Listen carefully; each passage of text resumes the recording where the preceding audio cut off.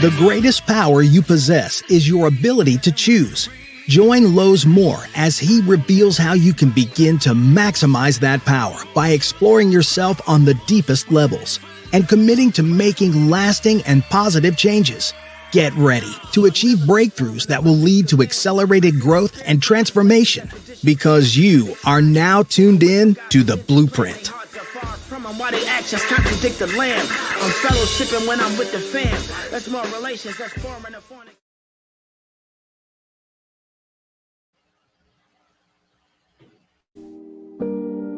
Many of these stories begin on distant battlefields, showcasing acts of valor in the chaos of combat.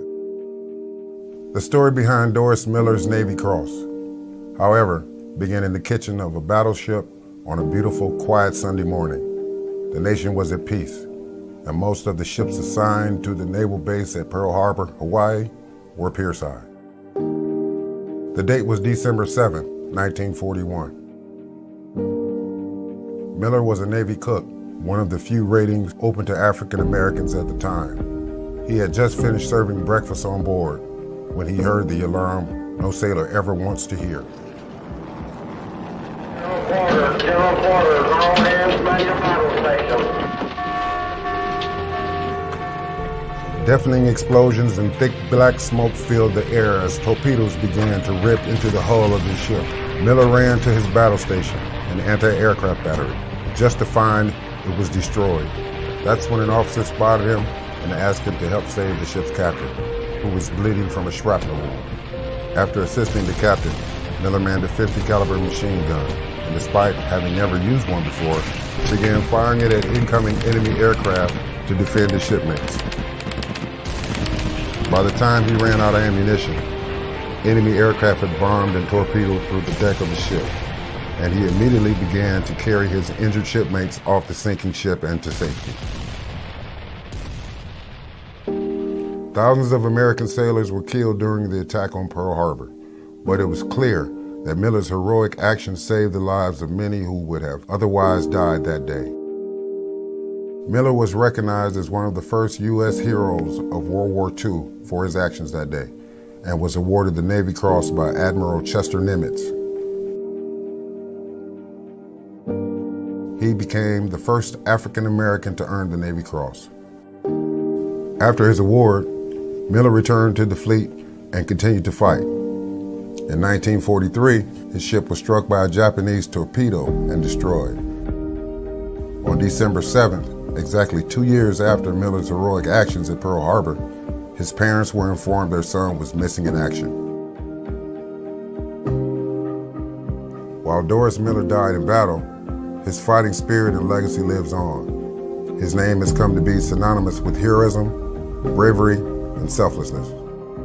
On behalf of the United States Navy, we salute you, Doris Miller, and will never let your story be forgotten.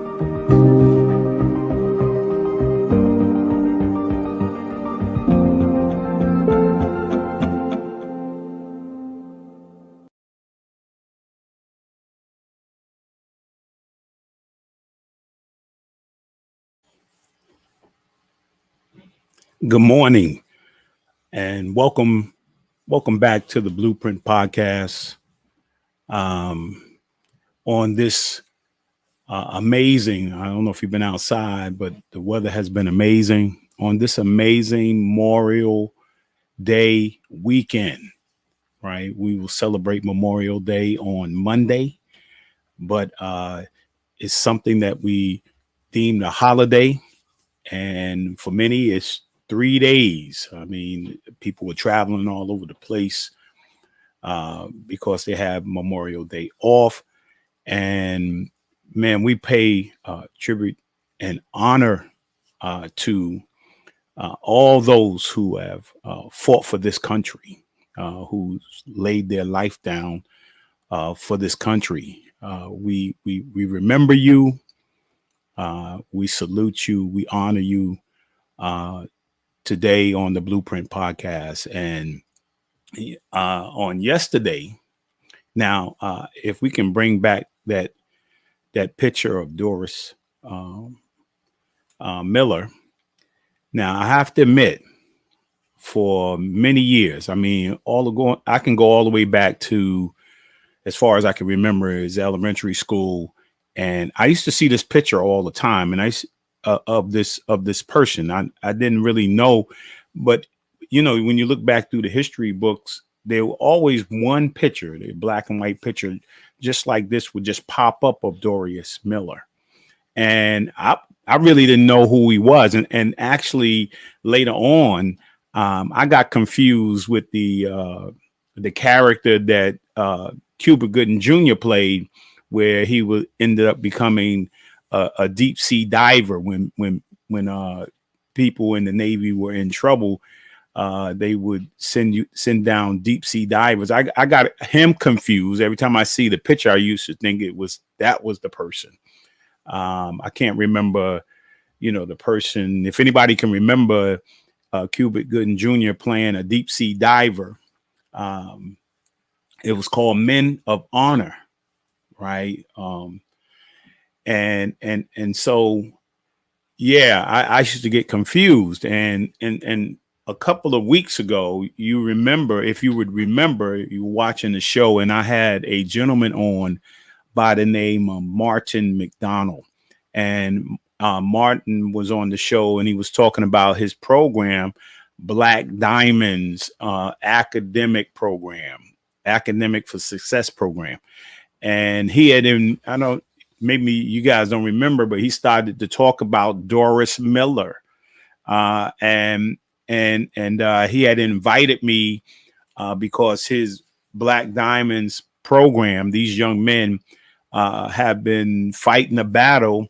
There's a former congressman, Joe Diaguati, former congressman, has been fighting for many, many years to get Doris Miller. Yes, that's and Carl Bashir was the deep sea diver that Cuba Gooding Jr. played. Thank you. I see that, Dee Dee. Thank you. And Mr. Diaguati, for many years, have been writing letters on many individuals who he thought deserve the Medal of Honor, which is the highest honor that you could receive as a military person. And Doris received the second highest honor, but they would never give an African-American or a Black man the highest honor. And there have been many Black men who have served, and women who have served in the military that, have not received, I'm talking about in the past, I don't know about the present, but in the past, who have not received the highest honor, which is the Medal of Honor. And so his Black Diamonds organization, held a rally yesterday on what's been going on for years, but they've been involved with this for so many years. The last 5 years, the Black Diamonds have been involved. These young men have been writing letters and doing rallies to help Doris Miller receive the Medal of Honor, the highest honor. I mean, if you just heard the story, or if you just look it up, you see his bravery.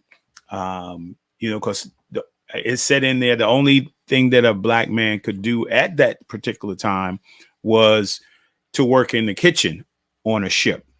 And when those bombs hit Pearl Harbor, he came up, and one of the Navy officers asked him to help save the captain. And of course he did. And then he jumped on one of them big machine guns, right? Big machine guns that he did not know how to work, and he started firing at the enemy. And he helped to save many lives that day. And then a couple of years later, he ended up in another battle. He ended up losing his life. They never found him. And so that's why today, on this Memorial Weekend and Memorial Day on Monday, we salute Dorius Miller, and we are all pushing and praying that he received the highest honor. So, you can reach out to, if you want to help, I think we have some information on the Black Diamonds organization, Black Diamonds Academic Success Program, Mr. Martin McDonald. So yeah, we'll continue to fight. And so if we can, and I want to say thank you to Mr. Joseph DeGuado, and his support of this for many years. He's fought this fight. So again, thank you. And for all those who have fought for our country and who are no longer with us, we remember you today and we salute you today. And God bless you and God bless your family. So let's jump right in it. Right now, let's jump over into my book of the week. Yeah, there's a reason why, I selected this book. Somewhere down in the show, you will find out why I selected this particular book. But Tony Gwynn, who was a part of the San Diego Padres, was an awesome hitter, man. I mean, at the bottom of that book, it says the book is forwarded by Ted Williams, who many consider, and even I consider, the greatest hitter of all time. Tony Gwynn, he has this book out, The Art of Hitting, The Art of Hitting. And he was amazing. I mean, it's a good book to read if whatever you're in, whether you're in business, whether you're in sports, entertainment, man, just to read some of the things that Tony Gwynn talks about when he talks about the art of hitting is so amazing. I would love to hear one day, Denzel Washington, talk about the art of acting. Michael Jordan, the art of basketball, and there's always an art to something. I always say people, when whatever they're doing, they start out drawing, right? And hopefully one day they become an artist. They perfect what it is that they are drawing. It's the same thing with anything that you pick up, right? There's an art to it where you want to master it, right? You want to be a peak performer in it. And Tony Gwynn, man, was a master of hitting. And awesome book, man. If you're a baseball player or you want to master something or find out how to become an artist of whatever it is that you're doing, check out that book, because every book, when somebody writes something, you can apply it to your life, whatever it is. And so that's my book of the week. And then my word of the week, right? Simply enjoy. I mean, we just don't know in life. We all expecting to live a long life, but one of the things is, I retired now probably 3 years ago. And I feel like even you work so hard. I mean, all your life you work to accomplish something, and you work and you work. Hopefully you work in the industry where whatever you do, it's a benefit to somebody else. And so you work extremely hard to be good at what you do. Right. And I'm hopefully you guys are listening. I want you to listen to this real quickly. And we work extremely hard, and we're always trying to fix everything. And we just work and we work and we work and we work. Right. And one day you wake up, and because I had to ask myself, have I really enjoyed my life? Right. And when I turn around and I look back, right, I think about all the joy I've had in my life. Right. And even in the midst of all the work, there was I enjoyed it. But then there comes a time when you have to think about you, and the big question today, every day, are you really, really enjoying your life, man? That word is so important.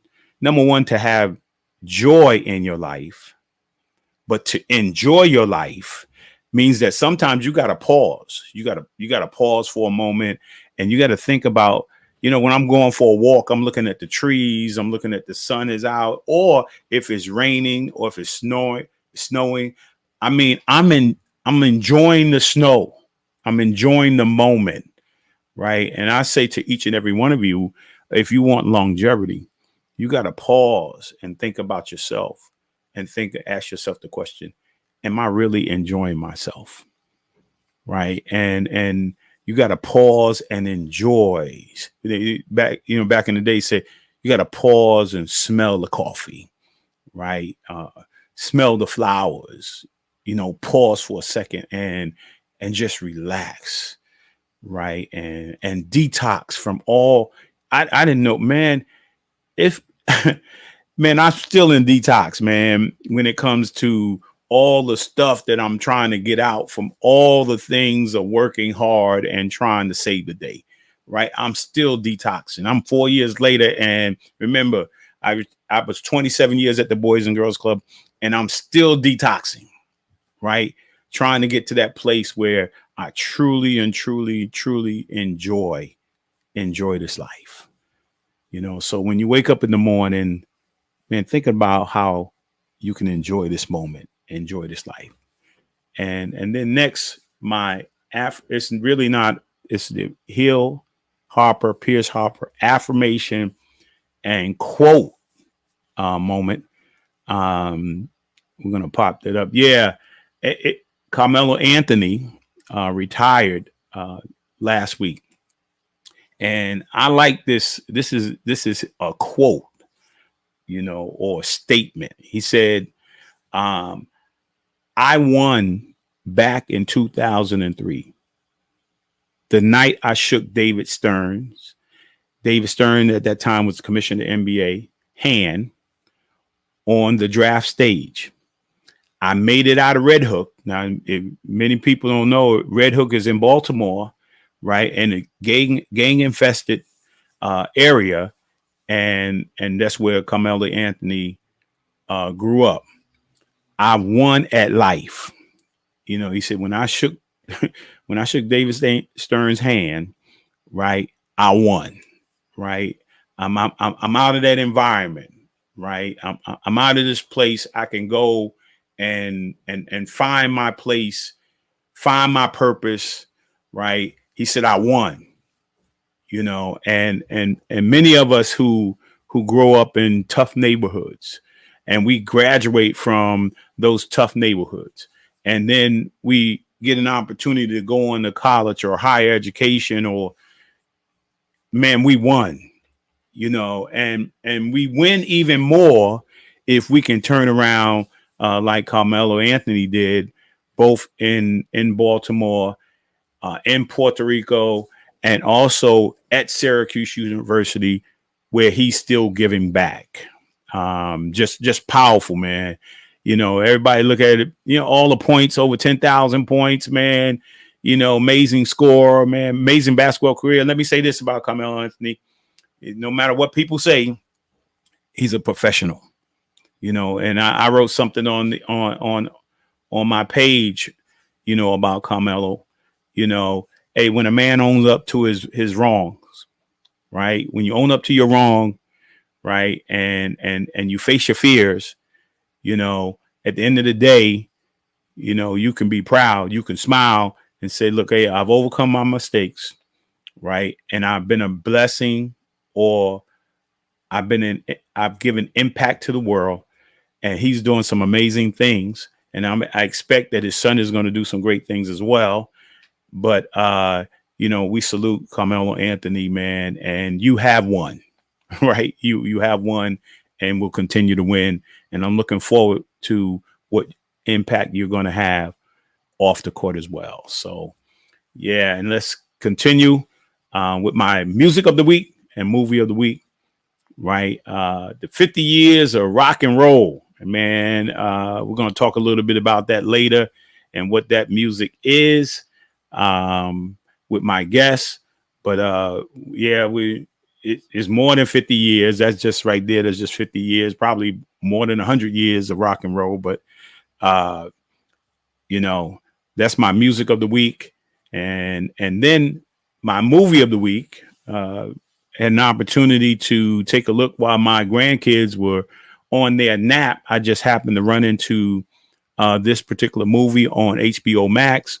It's called Frederick Douglass in 5 Speeches. I mean, man, Frederick Douglass was amazing, man. And in regards to dealing with the social justice issues, and what an amazing writer.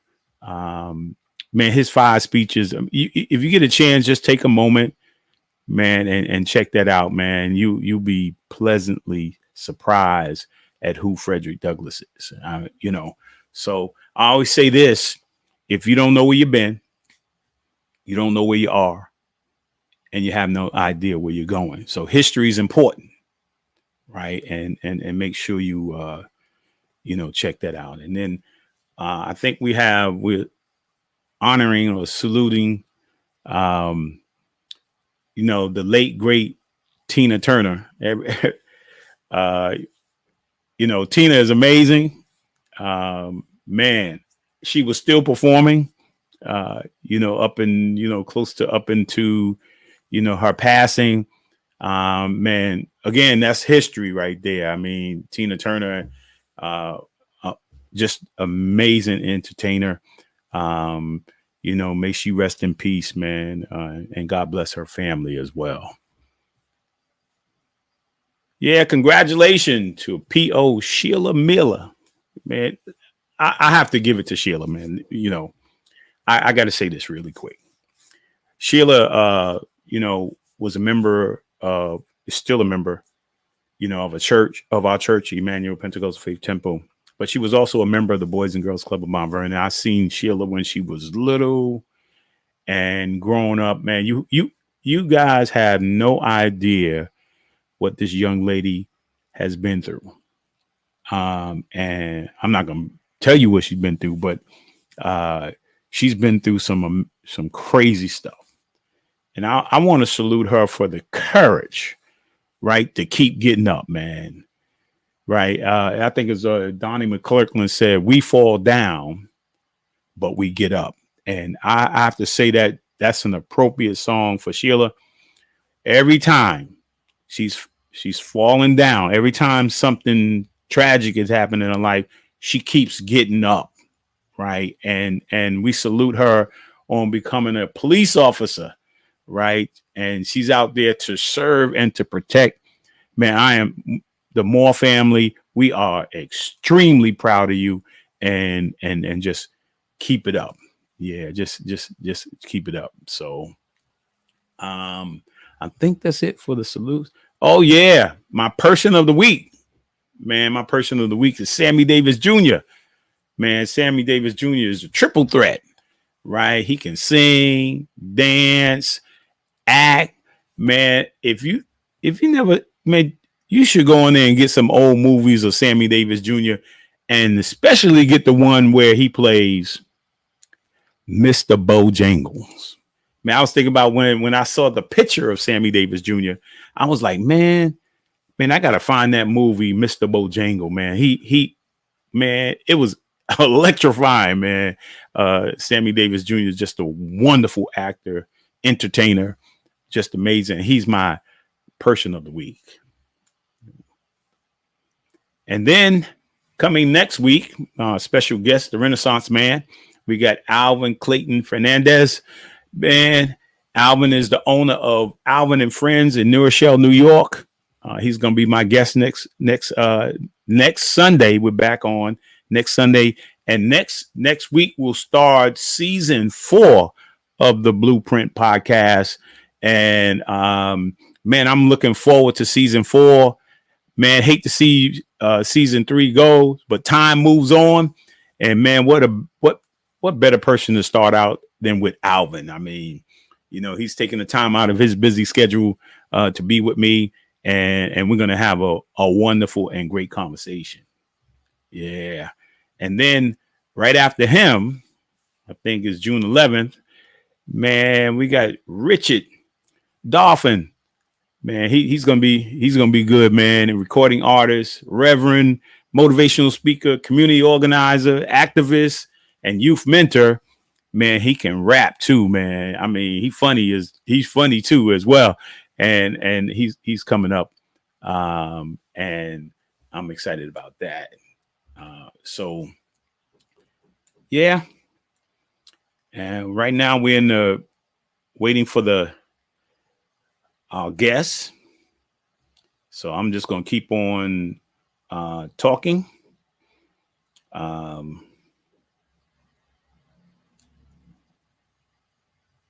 see here. I mean, what are you guys doing? I mean, it's early, but what are you guys doing for the weekend? Anybody cooking out? You know, in Mount Vernon, there's a parade. They get Memorial Day parade in Mount Vernon. I don't know exactly what time it starts, but I did see the advertisement for the Memorial Day parade. Everybody always look forward to going to parades and getting out. That's when you know that spring is almost here or it's here. And, you know, the weather starts getting nice. It's going to be very nice. It's going to be in the 80 degrees on Monday. And I usually walk out there because you never know who you run into when you're out at the Memorial Day parade and watching some of the kids and some of the people out there playing in the bands and stuff like that. And, you know, everybody sitting out in their chairs, man, just hanging out. And man, it's going to be a good time. Yeah. But, is anybody out there ready for the summer? I know I'm ready for the summer. Uh-oh. It says Patrice, but there's Lowe's. What's up? I'm going to change that right now. Edit name. That's the good part about knowing how to run technology. What's up, Lozy? Nothing much. Yeah, I'm ready for the summer. You want to know why? Why? Because I am going to be traveling to a whole bunch of places that I've never been to before. Oh, yeah? And where's that? I'm going to Aruba on Monday, and then I'll be I think I'm going to the British Virgin Islands, the Dominican Republic. I'm going on cruises, if people didn't know. Yeah. And what are you doing on the cruises? I'm singing in a boy band. We do like the evolution of boy bands. So we sing like Frankie Valli, we sing Motown, we sing Boys to Men, Backstreet Boys, NSYNC. So it's really cool because we sing doo-wop because you get a little bit of, all pieces of the boy bands. And so now you've been doing this for just a little while. Yeah. So where have you gone so far? Let the people know. So I have the first gig that I ever did. I went to Los Angeles. Obviously, I lived there for a while, so it's nice to be able to go back and visit. And then we went to Catalina, Cabo, San Diego, and I've also got to go to Guatemala, Puerto Vallarta, Guadalupe, and just honestly, those are some of my favorite places. I've never been to Mexico before then, so it was just nice to be able to kind of have those experiences. Yeah. And the cool part about cruise life too is like you do have some time at those ports to get off, and the time varies too, but to get off and really be able to immerse yourself in kind of the culture for a little bit. Yeah, and you spend your time playing pickleball. No, I'm joking. Oh yeah, no, very true. And then sometimes I'm like, all right, if I've been to a place more than once, like maybe because when you're on a ship, the port days is when people actually get off the most, and so it's like everyone's gone. So it's like, what a good time to go eat at a restaurant or to go, just do things on the ship. And I think as guest entertainers, we get a lot of discounts actually on port days. And free food. And free food, yes. I'm not going to turn down a meal. I think when I'm like, all right, see, and I say this all the time. It's kind of crazy coming back from a ship and like paying for all the things that you normally eat for free. It's like, I'm like, okay, I'm going to get a salmon dinner, rice, vegetables. Everyone's like, oh, okay, cool. And then I get on the ship. I'm like, okay, free. I just tip and, live my best life. I get here and they're like, oh, $23. $23? I'm going to wait. My next contract. Oh, man.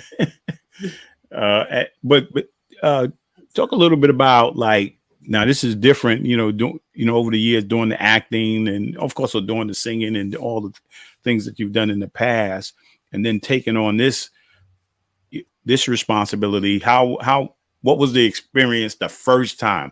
Now, and I have to say this too before he starts, is like, I asked him one day, I was sitting there looking and realized that he is now going to be doing this, tour on the ships, going on these cruises, and he's going to be singing there. And I'm thinking, like, first of all, this guy throws up in the car. I mean, now he been throwing up since he's a little kid on a car, man. I mean, he take Dramamine to get on a plane. Now he talking about getting on a boat. Now talk about that first experience getting on a boat.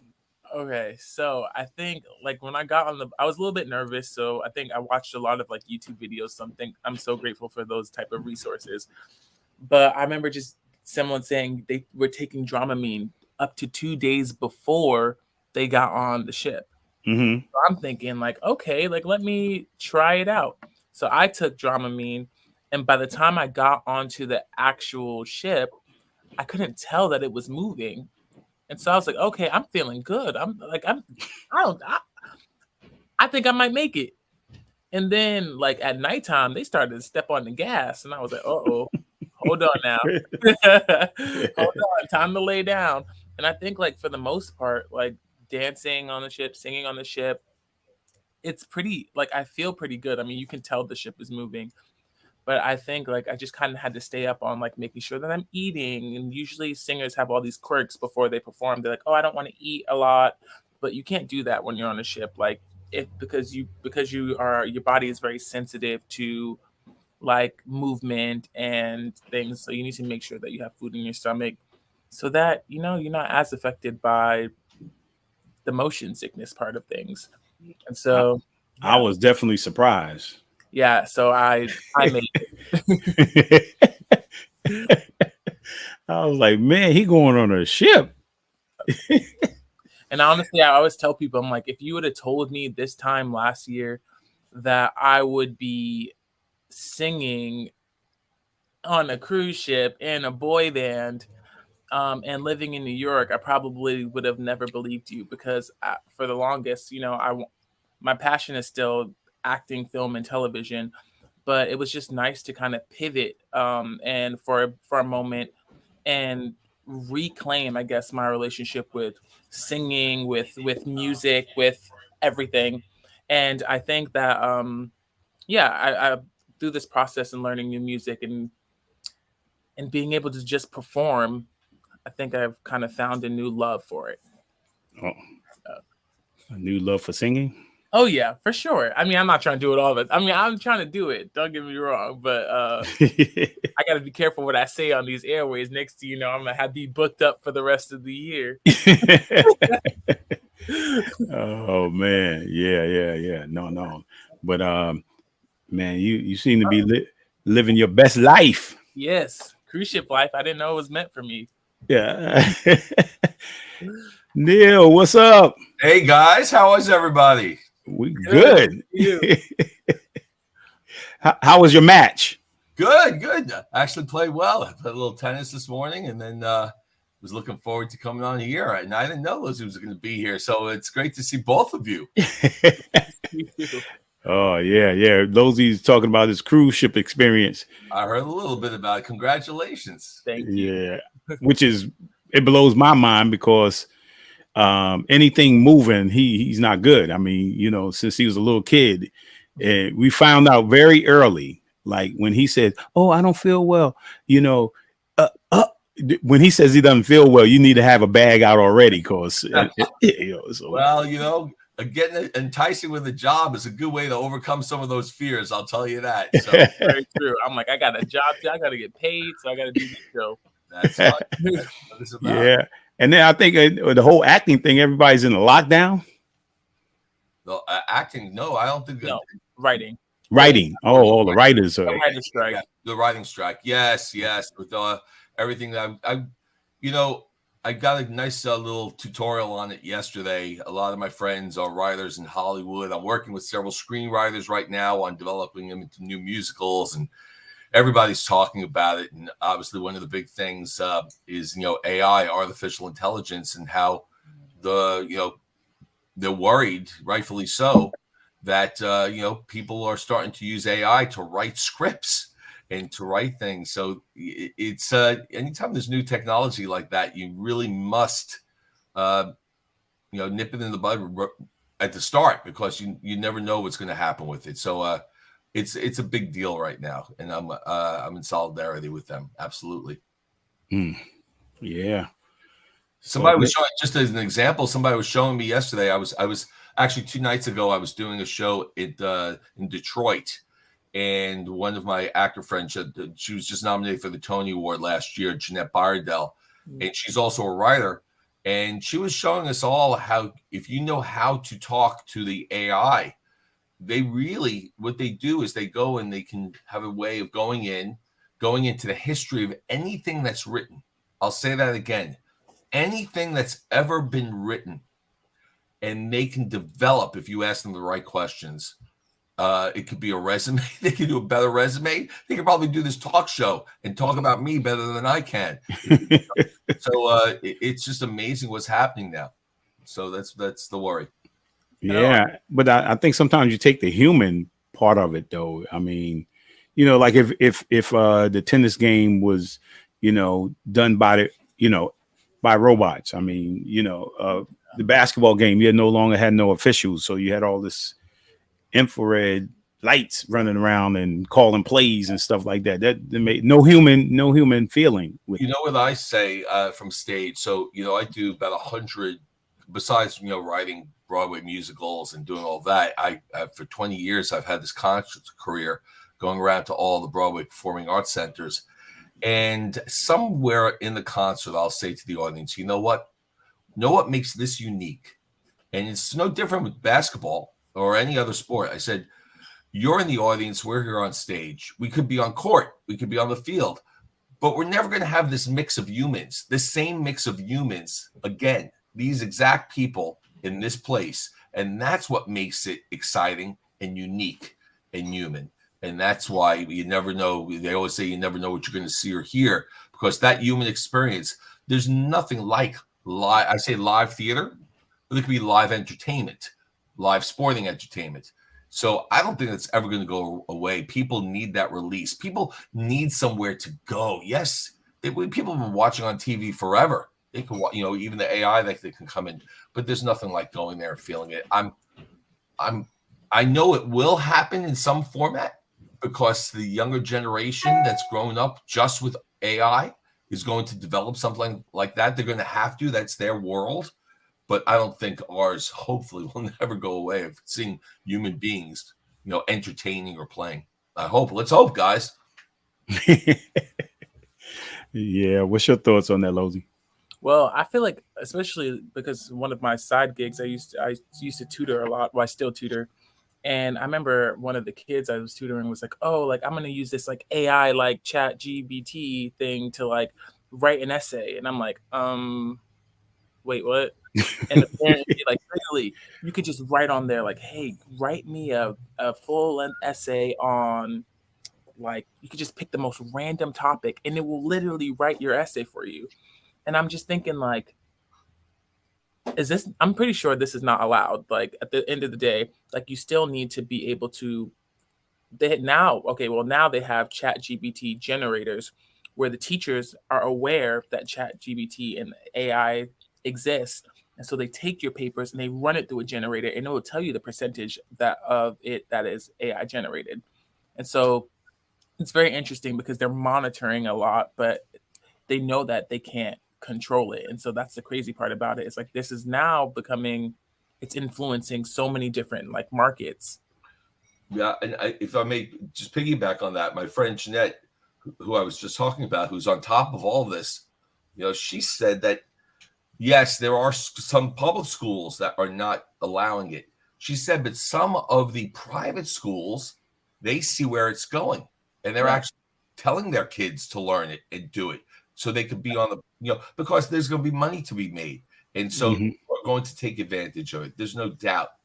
So it's how can you do it? It's like anything else. How can you do it responsibly in music? I mean, that's the problem we've been going through for the last 20, 30 years with all the new technology. How do you use it responsibly? Because there's always going to be people who are going to try and do something not responsible with it. Yeah, that's the whole thing.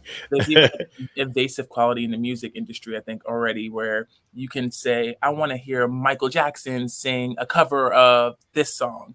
And then they'll literally AI generate his voice singing a cover of another song. So then it starts to get into this weird kind of market where your artists are now, quote unquote, their likeness is being used to market songs, market things, and technically it's not their voice. And so then it gets into this weird like legal battle. And I think it's starting. You don't really hear about it a lot right now, but I think it's definitely coming. Oh, it's happening. And the AI is now writing songs, because you can do the same thing. If you know how the right question to ask, write me a song in the style of Michael Jackson about this topic. And they know how many notes to change so it doesn't sound exactly like that Michael Jackson song. So, and then they'll make it sound like it without it being it. And then they can put whatever type of voice with it. It's mind-boggling. It's scary. It could be exciting. Because you don't want, you have to understand it's coming. So once again, I say, how can you do it in a constructive way? Because to turn your eye, blind eye to it is not the right thing to do. It's just like this, right? Because think of us, the people from the older generation who didn't grow up. We never would have thought of this was going to happen when we were younger. Right. That's true. And it's the way of the world. And this is good. This is okay. And you know what? I think that ultimately, and you see it in particularly like the music has become digital, so everything is easy. You can get it on your phone, you get it anywhere. But then all of a sudden it comes back around where people are now like the best sound is vinyl, right? Besides the actual voice, right now people now have new stereo systems like we used to have, and they're putting that, the vinyl, the albums back on and listening to it, and it become a big seller again. I think all this stuff is going to go, with the technology, all the foundational stuff comes back eventually. I have a great ping pong back to you about that. So yes, that is happening. I was working on a show. I was writing a musical, and a lot of the music I've heard over the last many years is so perfect in the studio. The computer is able to take the voice, auto-tune it, make it so perfect. The band plays, they correct anything that's mildly out of tune, they shift it, and it just sounds too perfect. It's not exciting. It's not human. So my last project I had just watched, now he's still relevant, so I think anybody in the audience will know Elton John.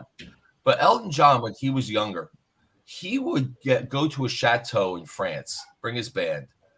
His writing partner back then, Bernie Taupin, who wrote the lyrics, would be in LA. Back in the 70s, they didn't have fax machines. They had telefax. It took 20 minutes to fax one page. And he would do it.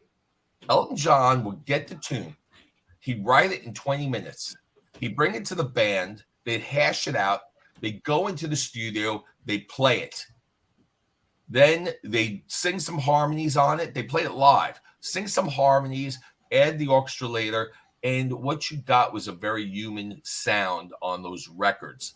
One of my favorite records from back, well, any of the records back in the day.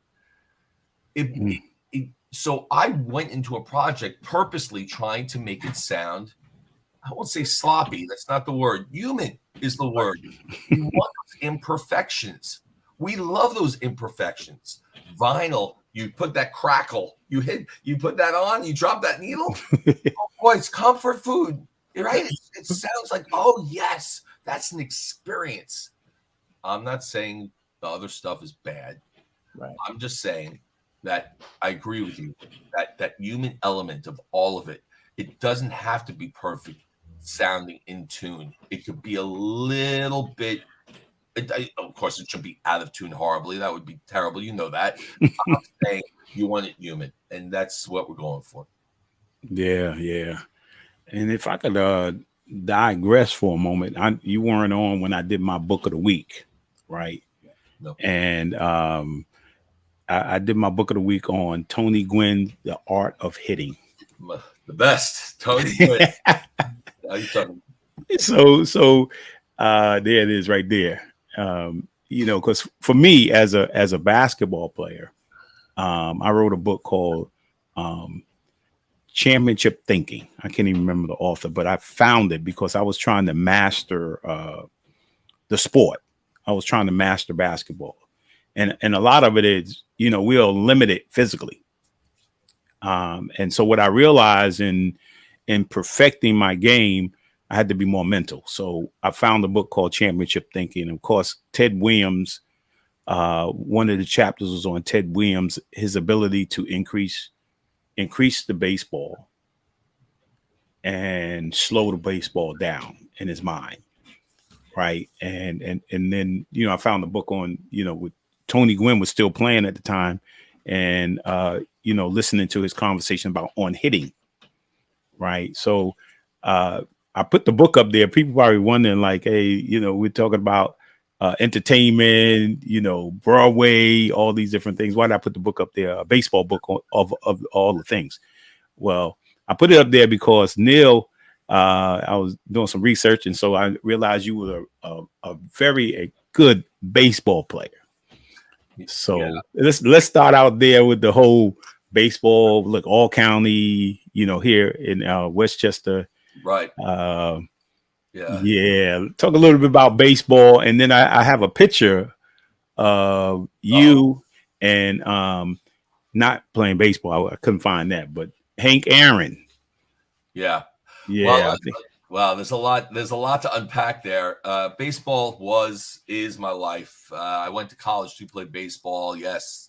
I was center fielder. Yeah, that's our family with Hank and with Billy, his wife, who's the best, the greatest. So some of my favorite people in the world.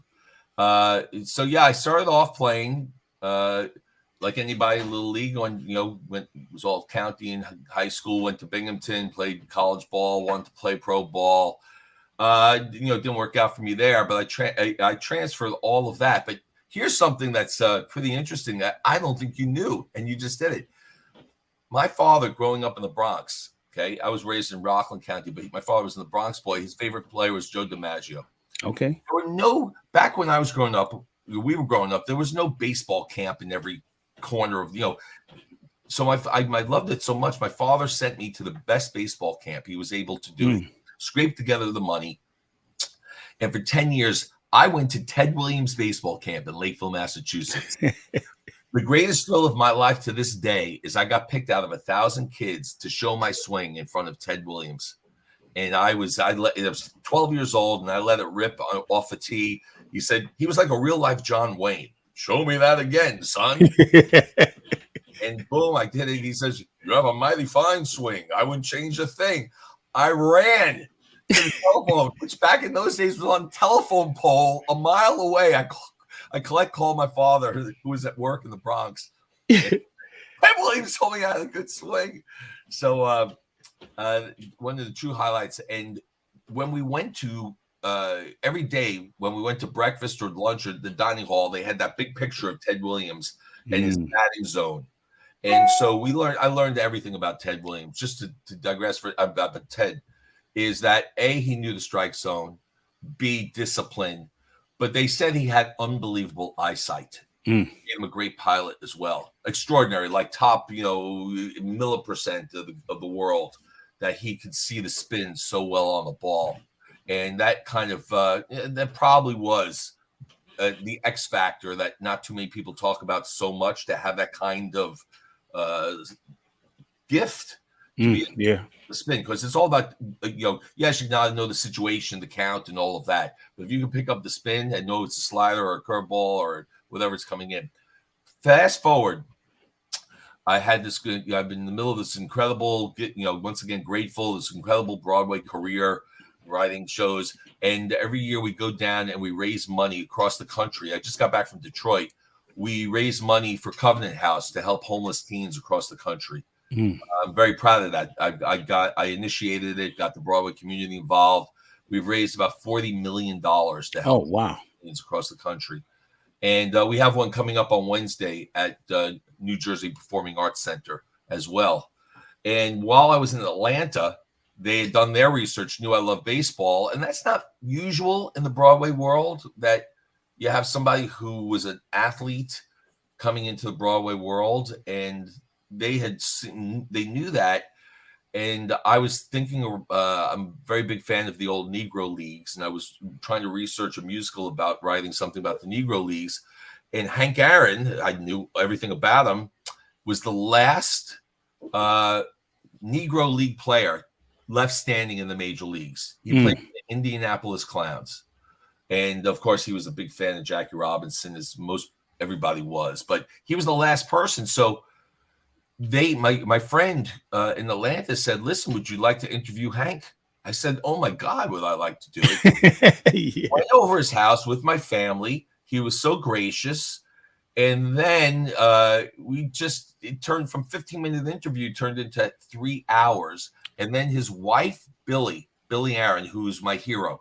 I mean, Hank's my hero too, but Billy was the first African-American woman in Atlanta to host her own television show. You see Billy right there, my arm around her. She's a powerhouse.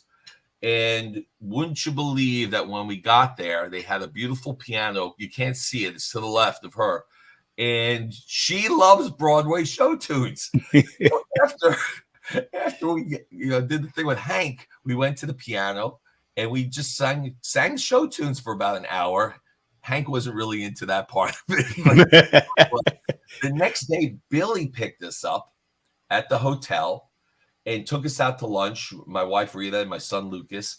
And she showed us around Atlanta. She was great friends with Martin Luther King and the family, and took me all that exploration.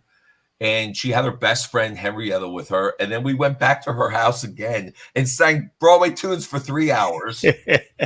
And then for her, Hank, obviously he's gone now, but they were raising money for the Negro League Fund. And so we came down, Rita and I did a big benefit for them, part of a benefit. And then the thrill of my life, I got a chance to write a song about Hank Aaron, for Hank Aaron, and performed it in front of Bob Costas and half the Hall of Fame. And, so you can probably find it on YouTube somewhere. But anyway, I thought that was a relevant story. Oh, no. Aaron, he had cross-handed when he was younger. He hit bottle caps down in Mobile. That's how a lot of these guys learned how to hit. Imagine trying to hit a bottle cap. Hitting a baseball was easy. He told stories you wouldn't believe. I encourage everybody to read more about Hank Aaron. Yeah, you mentioned Bob Costa. I think you had a picture there with him, with Bob Costas down at the I don't know if it was at the show. Yeah. But I love him, man. Love hearing him announce too as well, man. Just a great broadcaster. Great in every way. He went to Syracuse, a New York guy, so we connected. He ran right up Broadway. I love Broadway. It looked like, the School of Communication in Syracuse is amazing. Yeah. I mean, I remember just a few years ago, I played. Of course, I was at West Virginia, and so I went down to this fundraiser one of the funding programs was raising money to give out to different programs. And I saw Jim Boeheim, so I walk up behind him and I tap him on the shoulder, and he turns around and said, "Hey, coach, how you doing?" And he said, "Yeah, hey, how you doing?" I said, "Lowe's more." Like they said, "Oh, I'm about to have a nightmare." That makes you feel good. Yeah. Oh man, but so many people I know, went to Syracuse. I was just talking. We had on the show was Brandon Steiner. Oh, yeah, I had him on the show on the podcast, and he did the whole memorabilia thing. yeah. Like $60 million off of dirt. Unbelievable. Yeah, so let's digress for a moment, because let's talk about growing up, mom, dad, and growing up, and how talk about a little bit about family, importance of education, faith. Talk about that, and then we'll get into finding out how you got into this whole world of Sure. So I was my family was from the Bronx, and one of the families that once the Tappan Zee Bridge was built, a lot of people came up from the Bronx into the suburbs. My parents moved to Tappan, Rockland County.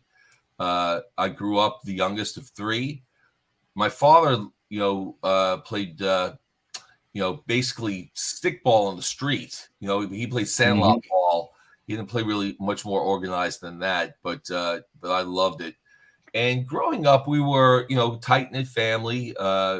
My parents, worked hard. My father was up 4:30 every morning, went to he worked for his my mother's father, my grandfather. So he worked for his father-in-law down in the street. He was at CBS, believe it or not, at NYU, but left it to go work in the family business, because that back then in the early 50s, that was more security, he thought, at that time. Mm-hmm. So that really basically shaped a lot of what was going on. He ended up giving up everything, a lot of things, for the woman he loved. So he stopped. He wanted to be a writer, CBS. He gave it all up to go into the family business. And he worked hard and, moved his way up from, lower middle class to middle class, and then working hard. My mother started working. She was the first female residential real estate broker in the late 60s, early 70s. So between the two of them working, which was unusual for back then, right? That was helpful in terms of finances. And so I had a fantastic childhood. Playing ball in the streets. Coming from where we grew up, we were Jewish family, not very religious, but proud of our heritage and proud of who we were. And so, that once again shapes things, but I never even knew about those things. Lowe's, I'm being honest. I tell people, growing up, I really didn't understand the difference. If you could play ball and you were on the street, you were nice and a kid, that was all I cared about. I didn't understand anything else going on in the suburbs growing up, between the differences of people. And that was just kind of how I was raised, growing up like that. So I was a people person always. I had a gregarious attitude towards life. People always told me that. I just like people. I like talking, as you can see. Yeah. That was helpful. I needed outlets for that. Baseball, sports. I played 4 sports in high school. I was not a great basketball was probably my worst sport, but I was a good athlete, so I played. I was, I hounded you on defense. I was the little quick guy who hated to have me on you because I didn't care about scoring. But they let me out to run track because I was a sprinter. I was really fast. I was that fast, 5'8" 3/4" center fielder. So, it was a good family, a lot of friends, and then made the decision. But here's something to talk about, which I think is relevant. When I was in middle school, I did both sports and the plays, and because I loved them both. Mm-hmm. In high school, the musicals were a spring activity, and baseball was a spring activity. Baseball was my sport. I wanted to play baseball in college. Coming from my family, there was no way I was going to have a life in the theater. Nobody in my family knew anything about theater. No one did it. It was just untouchable. So I never thought that I could possibly have a career in it. And I had to make a decision in high school. The baseball coach said, you got to choose the play or baseball. The school director said, you got to choose the play or baseball. I chose baseball. And so I didn't do the plays. I did everything else. I played in bands. I took lessons when I was a kid. I loved music. It was in my soul. From the time I could start playing the piano when I was 10, I started writing music, plunking things out, and then I became competent, and then I became good. So when it came time after high school to go to college, I was supposed to go to Columbia. I was recruited to play at Columbia, Division I Ivy League. And, I got a call from what I thought was my safety school, which was Binghamton, which was a very good school, state school. And the coach said that I would start as a freshman at Binghamton. At Columbia, I probably would have had to wait till I was a junior to play. I knew the roster. Right. 17-year-old decision. What am I going to do? I want to play ball. I'm impatient. I'm 17 years old. Yeah. So I go to Binghamton to play baseball. I love it there. I had a great freshman year. I made all, SUNYAC, whatever they call state and all that. And I did like 426 and I had a great year. But they saw I could play the piano. And then I got piano lessons. And then I got grabbed up to play on all the, the talent shows for people. My junior year of college, somebody bet me, my best friend was in the theater department. He bet me 20 bags of oodles of noodles. That's what we yeah. That I would not have the guts to audition for the musical. Now, he knew I had talent. He was like, what are you doing? Why are you not using your talent in music? You're better than, he kept telling me, you're better than everybody. What are you doing? It just wasn't in my purview. My family was not into it. It couldn't be. So there was, it was just something I did on the side. I secretly interior loved it. And so I ended up getting into the musical. I auditioned to get my 20 bags of oodles and noodles. Musical. My friend, the theater major, did not. I was fifth bread seller from the left in Brigadoon. There I saw that I could play the piano. I got asked to write a musical. I wrote a musical. After I wrote a musical that was produced by the college. The professor saw that, heard it. He ran the professional theater. And within the span of a year, he then asked me to write original scores for the professional theater called the Ogunquit Playhouse. So I was so blown away. I remember after I wrote my first musical, after opening night, I went to a room by myself and cried for 20 minutes. I didn't let anybody see me. I couldn't believe the joy I had found in my life. Creating something from nothing, telling a story. And I knew I had to do that. That conversation with my parents was not a pleasant one. I'm not going to go to law school. I'm not going to do those things. I want to write musicals. That didn't fly in my family. And that was a very daunting time in my 20s because they were worried about me. And I understand that. I ended up understanding that. There was no parents worry about their kids. So, but it was tough for me because I did not get support. I got the opposite. It drove me. And finally I realized, look, they're set in their ways. I'm going to give myself the best gift I can. I really did. I forgave my parents for not supporting me. Because I understood they did it out of the only sense of understanding and love they had for me. I had a great childhood. They loved me. They were worried for me. And so I tell anybody listening, those are you have to kind of step back. It was a great gift I gave myself by understanding where they were coming from. Let them off the hook that easily. Though what happened is when things started working for me, I would rib them a little bit. Yeah. But they ended up, my father especially, who didn't want me to get into this world, probably because he gave up so much to not follow his dream. Right? That's why I brought that up earlier. But once he saw I was making a success, once he saw I could make a living, I could support myself, he became my biggest fan. He got to see all the success, and it was wonderful.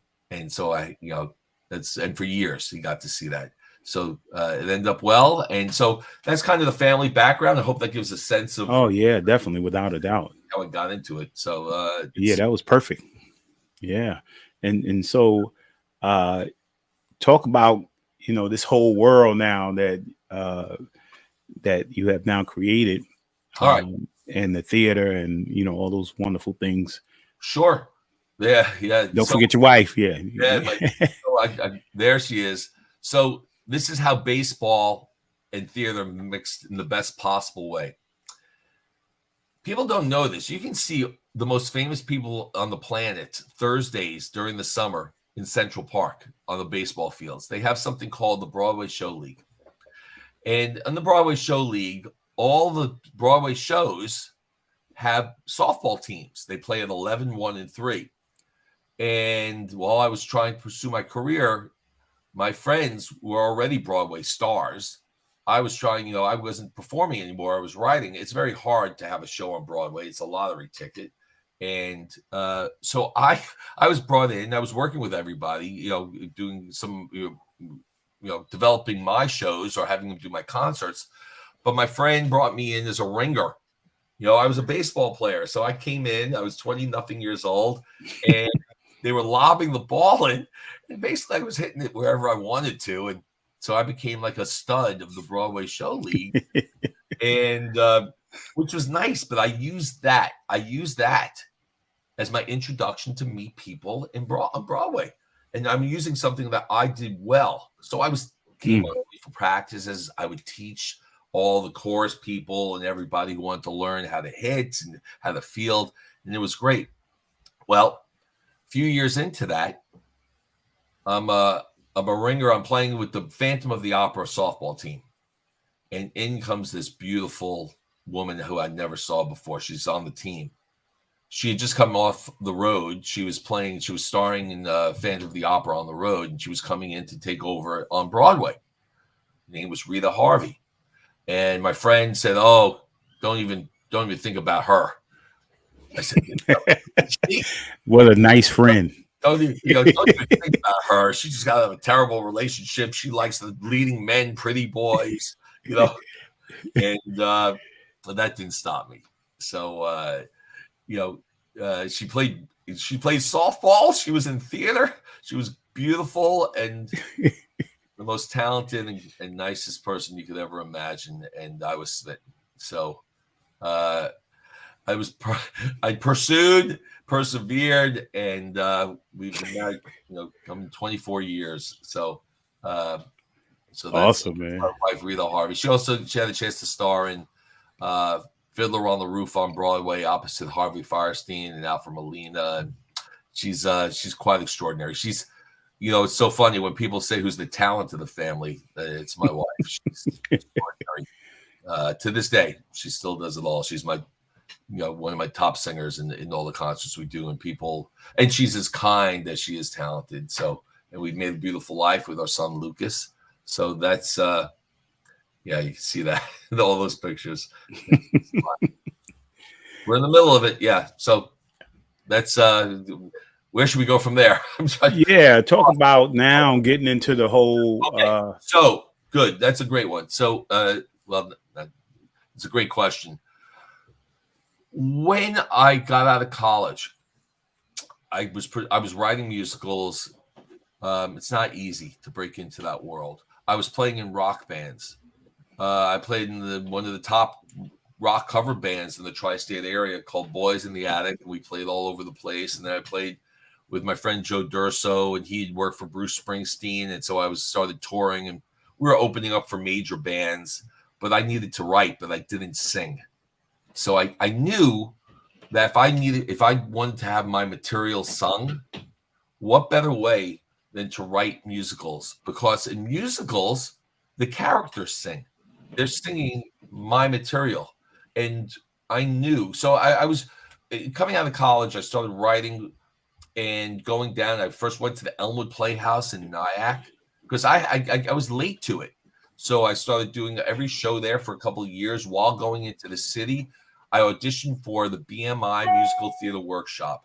Now, that's a very prestigious workshop where you have to audition, and you're working with very well-known people. Like my mentor was Maury Yeston, who wrote Titanic the musical and Nine the musical. And they teach you the craft of how to write a musical. Yeah. So I had gotten some of that, but now I was down there in New York doing it with like-minded people. I finally, I had written a musical called False Prophets. It got produced Off-Broadway. I was 4 years old, 25. I was young. And the Broadway, now I'm working with Broadway stars who are in my show. And they came up to me and said, "Hey, Neil, we love your music. Can we do you should think about doing a cabaret of your music." And I said to him with a straight face, "What's a cabaret?" And they said, "Oh, it's where you go into one of these cabaret spaces and you can put on a show. It's usually 60 minutes of your material." So I did that.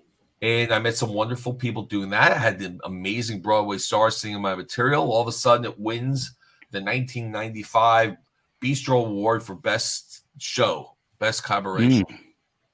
Now I had marketing material. Now I had an award. Now I had something to basically use to get my name out there. During this time, I was somebody who directed my show, got me in. I was writing musicals for corporations. They were called industrials. So, for example, Sharp Electronics had a product. It was top secret. They were coming out with the new 1996 line of fax and copier machines. I'd have to sign a non-disclosure. I would get that material months before it was announced. I would then write a show, lyrics, music, and we'd have all these famous Broadway stars singing this, rehearsing it. We'd go down to Disney World where they have 3,000 top sellers from Sharp Electronics present the new product of material, and I'd be musical directing on stage, and we do it in an entertaining way. The fax machine with the 286 carbon head. These numbers meant nothing to me, but the place was howling with laughter because we got all the material in and we were educating them about the new material.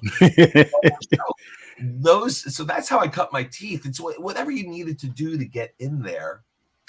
And then there's too much to talk about, but I think that gives you an example. And then finally, at the beginning of my career, I was trying to change the world. I was young. I was writing all these kind of exotic topics I thought that you were supposed to write about. And then I got great advice. Somebody said, "Neil, why don't you write something you love?" Oh. And I remember the movie my father and I watched when I was a kid on WPIX, Sunday matinee movies, Errol Flynn, and it was Mark Twain, based on a Mark Twain book called The Prince and the Pauper. My favorite. I wrote a musical version of Prince and the Pauper, and that was the one that finally got launched and ended up at the Lambs Theater on the 44th and Broadway. And we had a 2-year run with that. And we had a rave review in the New York Times. And that led to many more opportunities. I was on the map. And I was able to parlay that into trying to get other writing show gigs. And so now, obviously, blessed, I got Grumpy Old Men that is being done all over the country. Yeah, there it is. That's Hal Linden who starred in it. He played the Burgess Meredith part. Yeah. Kathy Rigby's there. She did the L.A. Sally Struthers and Mark Jacoby, who's currently starring. Mark Jacoby you see the two guys in the middle. Mark Jacoby all the way to the left. He's starring right now in the Neil Diamond musical Beautiful Noise as older Neil Diamond. He's incredible. Ed Dixon there. That's Ken Page, the star of Ain't Misbehaving and Cats up top. with his arms outstretched. Yeah.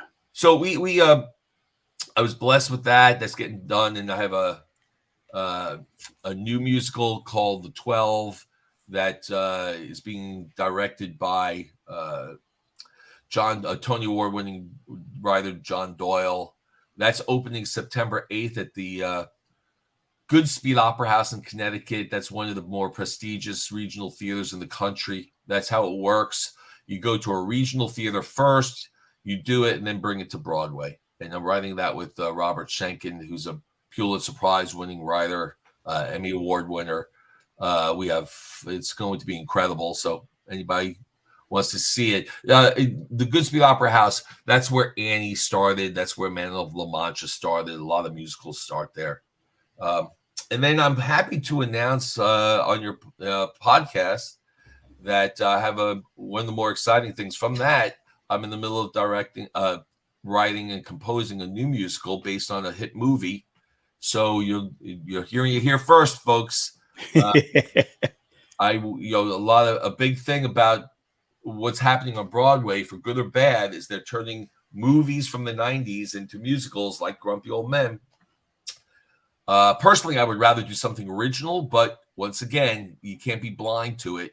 That's what it is. So if you get asked to do it, or if you know it's happening, you want to do it with authenticity, integrity.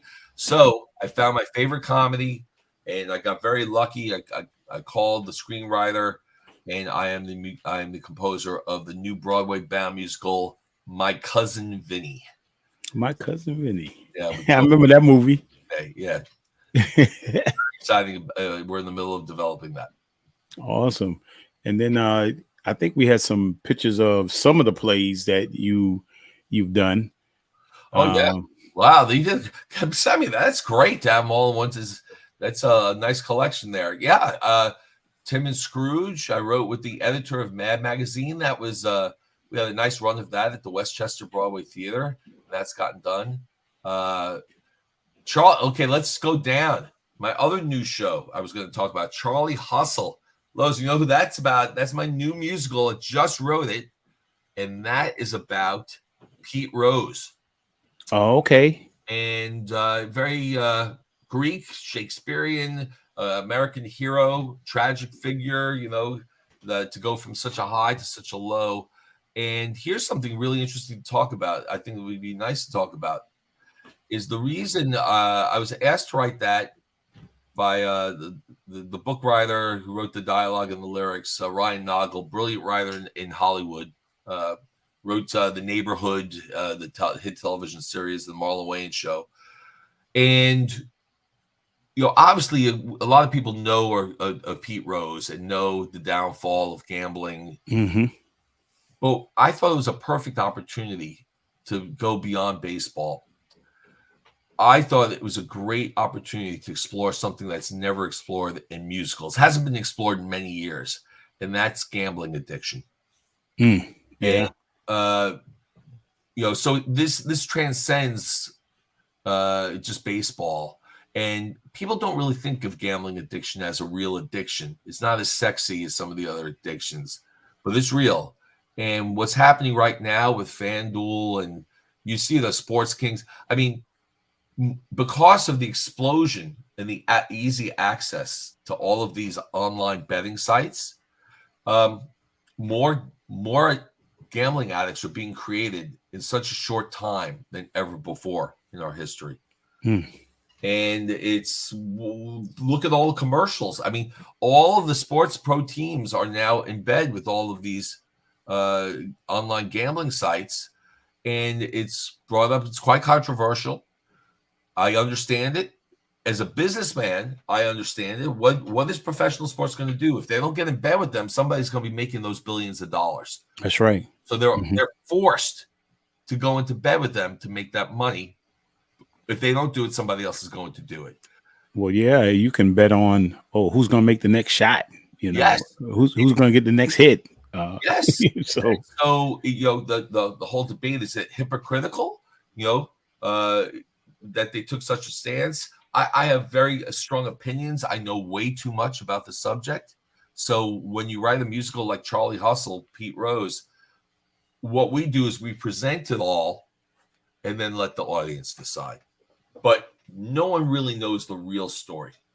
They don't know. That's why it was so fun to write, and we're looking for a theater now to continue that development. That's really awesome. Wow, that's awesome, man. Right. My 50 years of rock and roll. So I have two paths, right? So I write musicals and produce, but my bread and butter for the past 25 years is my concert work. And I had a big hit with a show called 100 Years of Broadway. Once again, just growing up where I did, my mother, think of my mother. She wasn't in the arts. She wasn't in theater. She just enjoyed it. So I wanted to get a show and do a show that my mother and the ordinary folk would love, not the people in my industry. My people in my industry are so, they're great. I love them, but they're myopic. They love what they love because they're in the industry and they have a broader range of tastes. And Losey will tell you, when you're a young actor, they train you not to sing the well-known songs of Broadway. You're trying to find something unique and different that has been heard and done to death. I realized that my mother and her friends, they want to hear the things that are done to death. That's right. Very well. So I filled in the gap because my whole life is creating, my whole life in the industry is doing new, and I get it. But for my mother and all of those people, I wanted to put together a show with integrity that would showcase the history of Broadway. It could be educational, but most of all, entertaining, and then tell behind the scenes stories because I've become a Broadway historian and I know so many of these people that I'm able, to do that. And I remember when we first started doing it, my co-producer said, we'd done 9 shows on tour. We did a national tour, 9 shows. He said, Neil, we have a hit. I said, oh my God, we have a hit. What does that mean? He said, we're going to get 2 to 3 years out of this. I turned to Rita, 2 to 3 years. Oh my gosh. That was 20 years ago. And we're still. And after the success of the 100 Years of Broadway, so I'll bring the star of Phantom, but all these stars have starred in more than one show, so they get to recreate their famous songs from their famous shows. And then we get to explore the history of Broadway as well. But after doing it so often, I knew I needed to do something different. So I came legitimately from the rock and roll world. I told you my rock and roll background. So I decided to tell the history of rock and roll. And once again, it's all about storytelling. I always say what separates Broadway is Broadway and rap are the 2 musical forms that the most important thing about them is not the look, groove, beat. It's the storytelling. It's the story you're telling. So everything in the Broadway musical, you might love the costumes, the sets, the scenery, but trust me, when you're creating it in our industry, it's all those elements are used only for one thing, to inform the storytelling. The storytelling is at the forefront of it. So with the 50 years of rock and roll concerts I do, at the forefront is telling the history of rock and roll. And that's so much fun. And I do not start with Elvis. No. I go back to the crossroads. I go back to Sister Rosetta Tharpe and the churches of gospel in the 20s and the 30s. She was a pioneer. She finally got into the Rock and Roll Hall of Fame. An African-American woman who belted and gritted out the blues, but she played guitar. I implore everybody to go and do their research on Sister Rosetta Tharpe to see where, Bessie Smith, the crossroads from a lot of that. Infused with Appalachian and folk music from the mountains and the hills, combined with country music, combined with what I say in the 40s was a big band and that swing beat. All of a sudden, Louis Armstrong with his jazz, but that melded in finally to guys like Louis Jordan, and which was incredible music, and all that music was being done in all the juke joints down south, and Elvis used to sneak into those juke joints, And when they saw him doing the Elvis the Pelvis, he was just copying what a lot of the black musicians were doing down in the juke joints back in the, I think people know that now, but it's a good reminder. And I always, whenever I talk about Elvis, I always couple him and do the song together with Big Mama Thornton, so people understand that he took songs that were already hits on the R&B, the blues charts, and then just did it a different way. But the thing I loved about Elvis, at least Elvis had integrity. He loved that music. He loved it. He was authentic. So not everybody was, but he was. Yeah, man. All this is exciting, man. And my wife and I,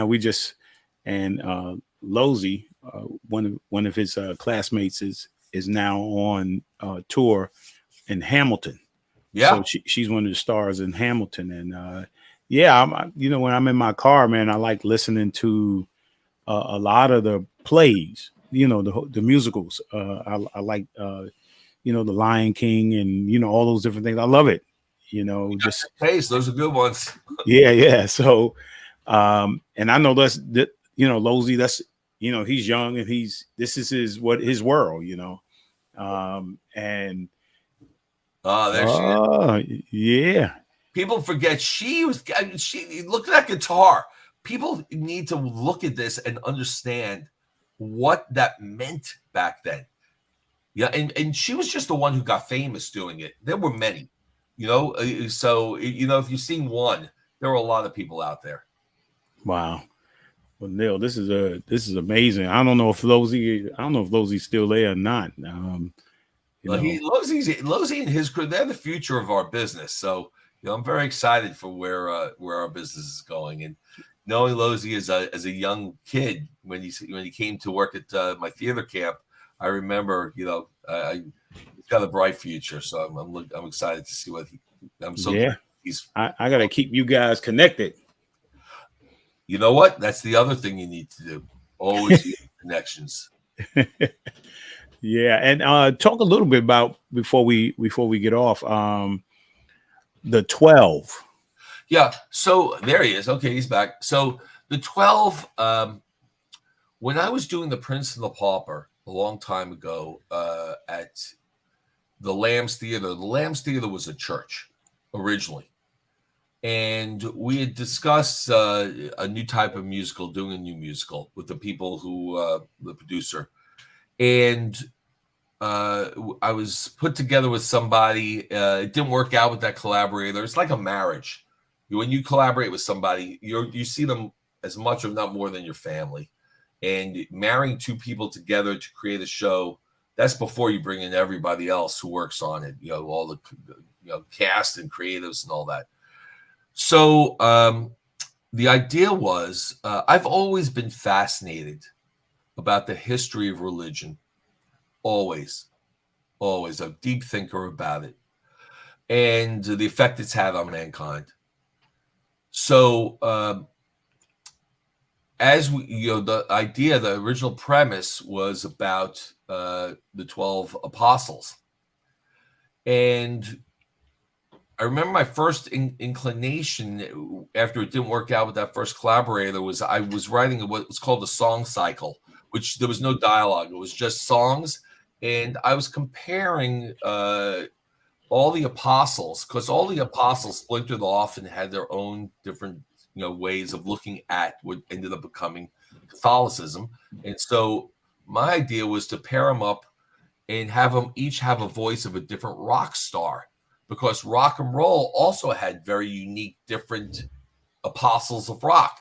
They were all under the guise of rock and roll, but they were all very different and splintered off into different ways of doing it. So that was very exciting. So I worked on creating the song cycle. I wrote the music and the lyrics, and eventually I knew that I wanted to turn it into, instead of just a song cycle, I wanted to put dialogue to it, to create what's called a book musical. And my co-producer on all my concert work had been working with brilliant playwright Robert Schenkkan.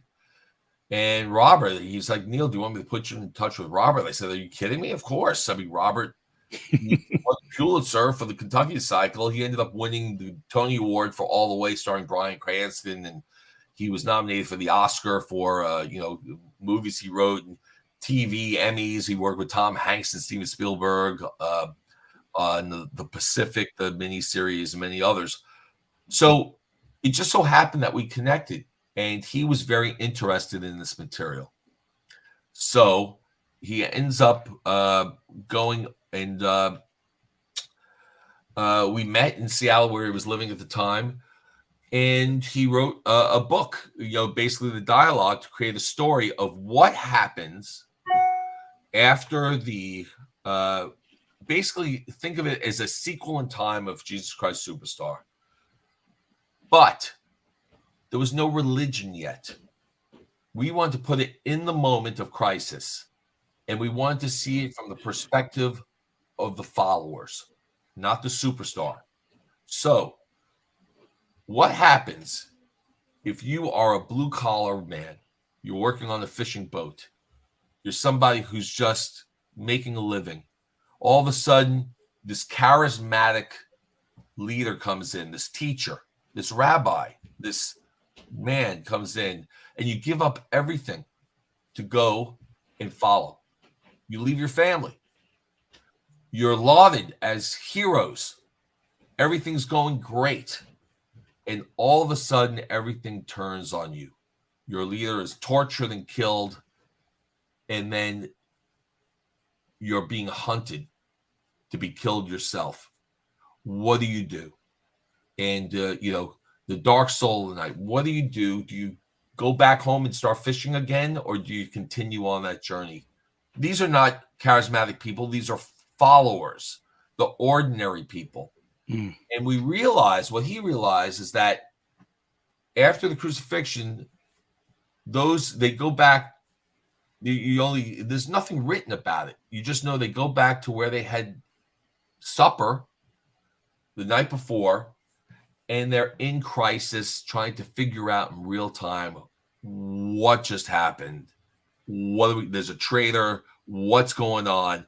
And so we get to explore what happened in that room. That after they left that room, that perhaps the biggest revolution of all time took place. With Catholicism. That's basically what it's about, and we got a chance to develop it. And finally, after we had a great run at the Denver Center at the Regional Theater, it won the Henry Award for Best New Musical. And then we, had to switch directors, and we were able to get John Doyle, who's, as Losey will tell you, one of the top directors in the world. He's umpteen Tony Awards, and very unique vision he has. And who would ever think that the great John Doyle, who directed Sweeney Todd, The Color Purple and Company and everything else, when he got them, he was our number one guy we went to when we switched directors. And you're not expecting to get him. But you have to start somewhere. And he called back immediately, said, I love this. I want to do this. Why?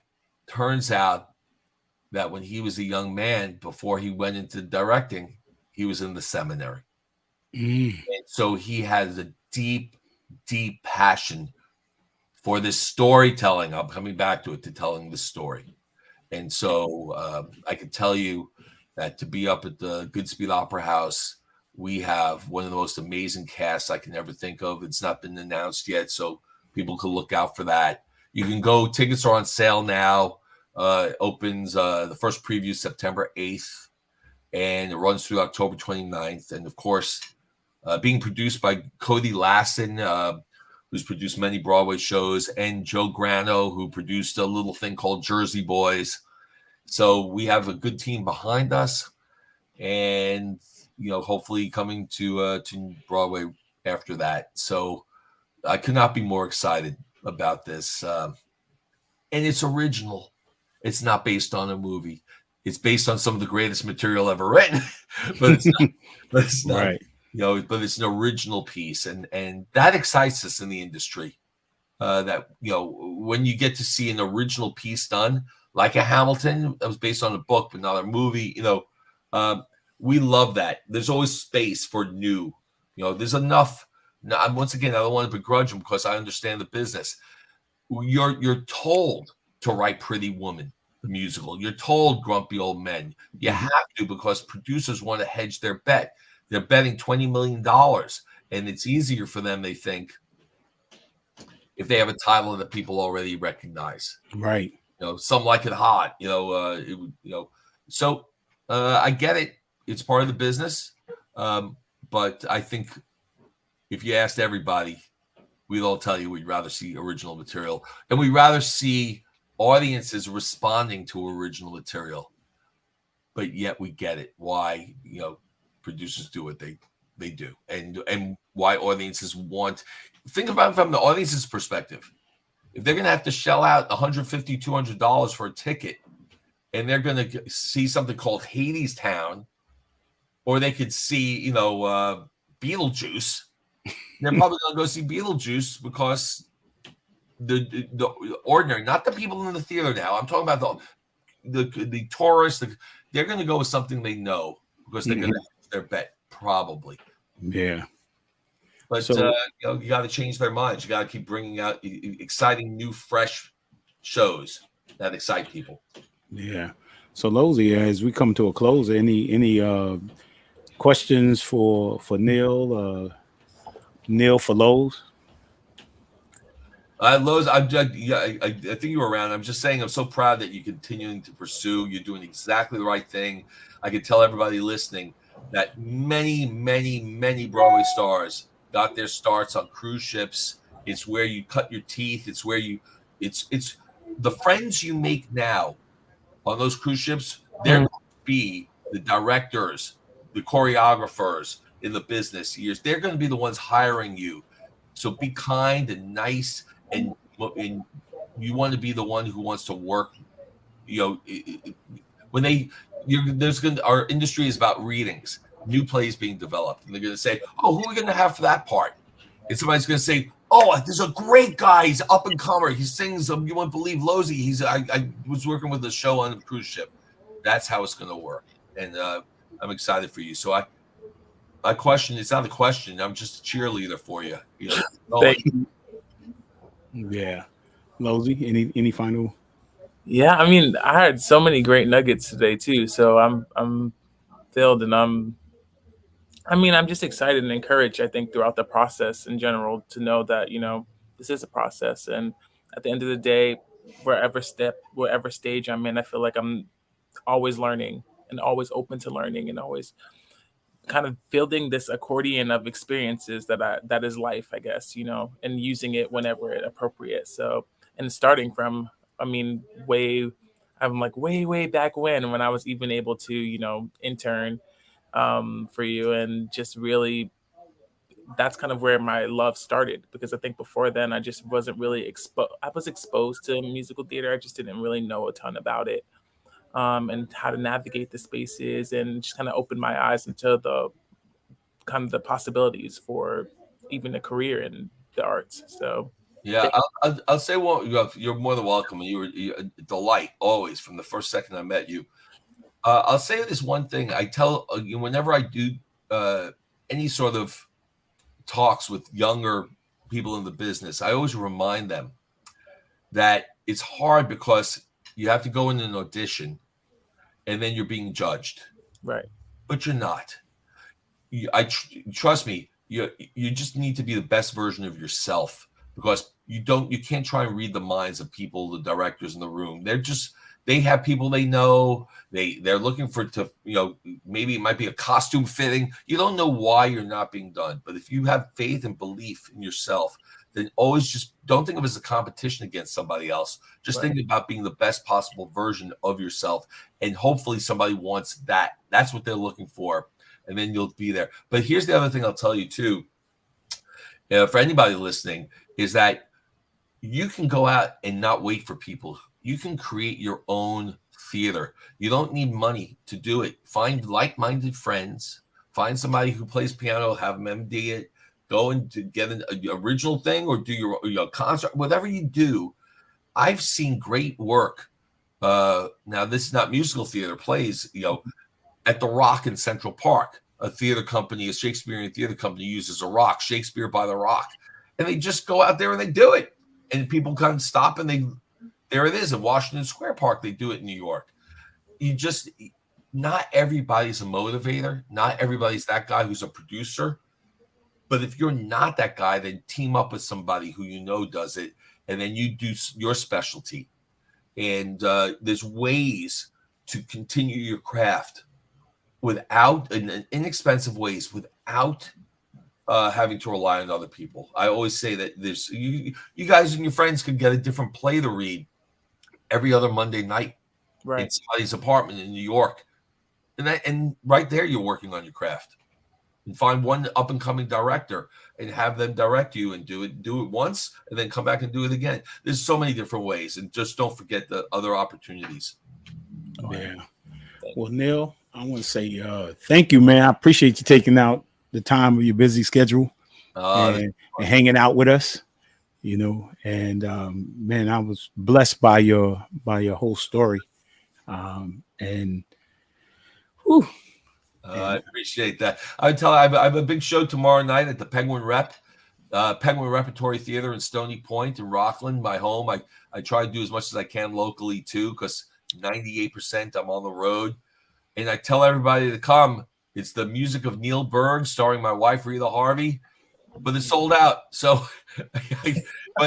one ticket left. So you can go to the Penguin Repertory Theater. And for anybody in the Rockland County area or Westchester area, Joe Brancato, Andrew Horn, the Penguin Rep Theater is incredible, doing new works at a barn theater, 110 people. They have, Edie Falco. They have all the stars. This great theater. You don't have to go into New York City, and you can go and see right there. But I'll be there tomorrow night, Sunday at 7 p.m. Well, we're going to check you out, man. We're going to get up with you. We're going to check you out at something. Definitely get you on stage. You better be careful what you say. Lucy got it from somewhere. Let's come on. No, he could do it. You could do it. No, we're not trying to hear that. No. Oh, you want me to shoot a jump shot? Yeah, okay. So, but I definitely want to check out the 12. I'm going to look it up for September. Yeah, and come up there. Text me and we'll see. Make sure I'm up there when you come. Okay. Yeah, definitely. But thanks again. Appreciate it. Appreciate the time. So I'm going to sign out now. And, as I say each and every week, I thank you for your support of the Blueprint Podcast, man. I love you guys, man. Enjoy this, Memorial Day weekend. Enjoy Memorial Day. Remember those who have served this country well. Honor them during this weekend, but not just this weekend or not just Monday, but every single day. Man, God bless you guys, man. And I say each and every week, man, if God allow you to wake up tomorrow, make tomorrow your masterpiece. And I'll see you next week. We really hope you enjoyed this episode of Lowe's More, the Blueprint Podcast. Stay connected and follow us at our website, www.lowesmore.com. That's LOWESMOORE.com. You can also join the discussion on Twitter at Lowe's More and on Facebook at Lowe's More Jr. As always, thank you for pushing your mindset towards a better reality. This concludes the most thought-provoking portion of your day. Don't forget to like and subscribe to this podcast to stay fully up to date with everything we're up to. Until next time, be kind to yourself and each other. What they teaching is a joke. I ain't buying it like I'm broke. Insufficient funds for insignificant.